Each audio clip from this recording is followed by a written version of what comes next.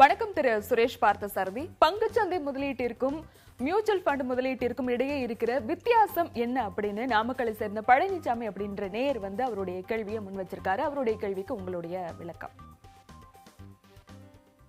பழனிசாமி, நீங்க கேட்டிருக்கீங்க share மார்க்கெட்டுக்கும் mutual ஃபண்டுக்கும் என்ன டிஃபரன்ஸ் கேட்டிருக்கீங்க. ஷேர் மார்க்கெட்ல பங்குச்சந்தையில நீங்க பாத்தீங்கன்னா நீங்களே எந்த ஷேர்ல இன்வெஸ்ட் பண்றது அப்படின்றது நீங்களே கொஞ்சம் ஆராய வேண்டிய சூழ்நிலை இருக்கீங்க. இந்த கம்பெனி ஷேர் நல்லது இருக்கா, அந்த கம்பெனி ஷேர் நல்லா இருக்கா அப்படின்னு. ஏன்னா இது ஒரு கம்பெனி ஷேரை பத்தி நீங்க ஆராயணும்னு சொன்னீங்கன்னா உங்களுக்கு அதிக அளவுல டைம் வேணும். அதை பற்றிய அறிவு நிறைய இருக்கணும் உங்களுக்கு. அது எந்த வகையான கம்பெனி இருக்குங்க, அந்த கம்பெனில இருக்க என்ன பாதங்கள் என்ன சாதகங்கள்னு அதை தெரிஞ்சிருக்கணும்.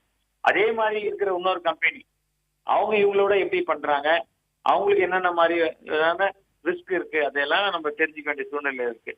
உங்களுக்கு நேரம் அதிகமாக இருந்து உங்களுக்கு எல்லா கம்பெனியை பத்தியும் புரியக்கூடிய ஒரு தன்மை இருந்தா நீங்க ஷேர் மார்க்கெட்ல டைரக்டா இன்வெஸ்ட் பண்ணலாம். அதுதான் அது. பங்குச்சந்தையில நீங்களே டைரக்டா இன்வெஸ்ட் பண்றது. மியூச்சுவல் ஃபண்ட்னா என்ன பண்றாங்கன்னா அது ஒரு அமைப்பு. ஒரு கம்பெனியும் ஒரு செட் ஆஃப் பீப்புள் அப்பாயின்ட் பண்றாங்க.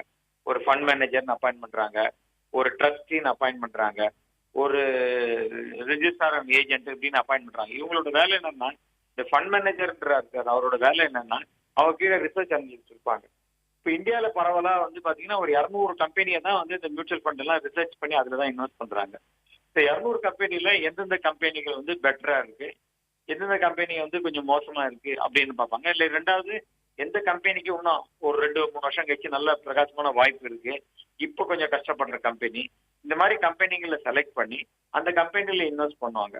ஸோ டைரக்ட் ஷேர் மார்க்கெட்ல நீங்க பங்கு சந்தையில போய் நீங்க டைரக்டா இன்வெஸ்ட் பண்ணீங்கன்னா அதுல வர ஏற்ற இறக்கங்கள் எல்லாம் நீங்க பார்த்து நீங்களே செய்ய வேண்டிய வேலை. ஆனா இது எப்படின்னா உங்களுக்கு கீழே ஒரு அசிஸ்டன்ட் அப்பாயின்ட் பண்ணிட்டு அவரை நீங்க டெய்லி மேனேஜ் பண்ண சொல்றீங்க. ஆனா அந்த அசிஸ்டன்ட் பார்த்தீங்கன்னா உங்களோட நாலேஜபிளான ஒரு அசிஸ்டண்டா இருக்காரு. ஸோ அதுதான் இந்த டிஃபரன்ஸ். மியூச்சுவல் ஃபண்டு பரவலா மக்கள்கிட்ட இருக்க பணத்தை எல்லாம் கலெக்ட் பண்ணி அது அவங்க மக்களுக்காக ஒரு ஃபண்ட் மேனேஜர் வச்சு இன்வெஸ்ட் பண்றாங்க. அது வர லாபத்தை எல்லா மக்களுக்கும் சமமா பிரிச்சு கொடுத்துட்றாங்க.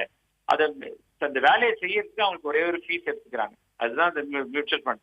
மியூச்சுவல் ஃபண்ட் என்ன பண்றாங்க, அந்த பணத்தை கலெக்ட் பண்ணி இப்போ பங்கு சந்தையில தான் இன்வெஸ்ட் பண்றாங்க. நீங்க பங்கு சந்தையில தான் டைரக்டா இன்வெஸ்ட் பண்றீங்க. இது என்னன்னா ப்ரொஃபஷனலா ஒரு ஆள் உங்களுக்காக இன்வெஸ்ட் பண்றாரு. இப்போ அந்த ப்ரொஃபஷனல் ஜாப் உங்களுக்கே தெரிஞ்சு நீங்களே இன்வெஸ்ட் பண்ணிக்கிறீங்க. இதுதான் ரெண்டுத்துக்கும் டிஃபரன்ஸ்.